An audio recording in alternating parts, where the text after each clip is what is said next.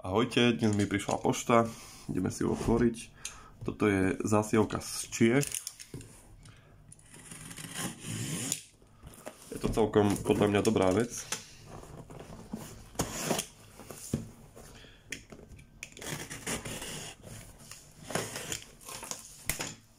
Také pečie.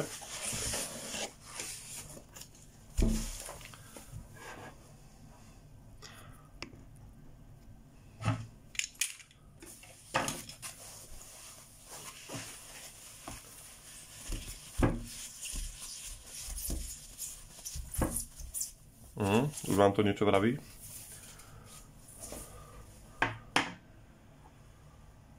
Som niekde videl ešte značenie 11. Je to už nefunkčné, čiže nebezpečné to nie je. Dá sa to rozobrať. Ukážeme si, že je to prázdne.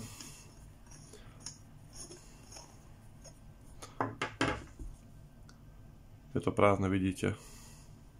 Je to už iba kus železa. Trošku ho ešte dočistíme. Takže jedná sa o granát používaný v prvej svetovej vojne.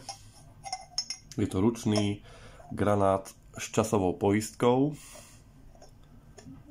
Prezýva sa aj kukurica podľa tvaru, že to vyzerá proste ako kukurica. Si nakrútime.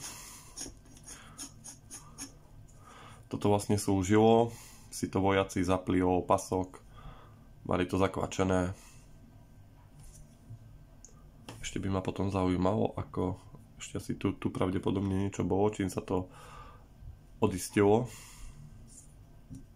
Toto som už zháňal dlhšie a až teraz sa mi to podarilo zohnať. Telo je pomerne v dobrom stave. Tento drôtik už je prihrdzavený, ale to nevadí. Proste už to má svoje roky.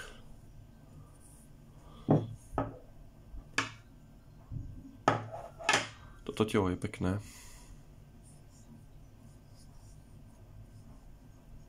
Nechcel by som zažiť, keď tieto črepy sa rozleteli. Prázdne. Čiže neobsahuje žiadne výbušné zložky, nie je to nebezpečné, jedine ak to spadne na nohu. Takže dneska táto pošta takto, ale som rád. Ďalší pekný kúsok v dierke, čiže granát prezývaný kukurica,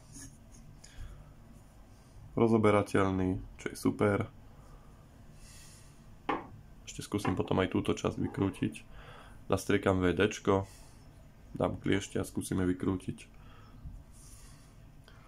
Toto značenie je 11, rok 1911, alebo neviem, ak viete, skúste napísať do komentára. Ale pekná vec.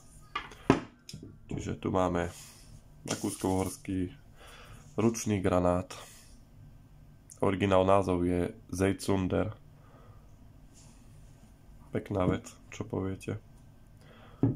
Ak sa vám video páčilo, dajte like. Ďakujem, ahojte.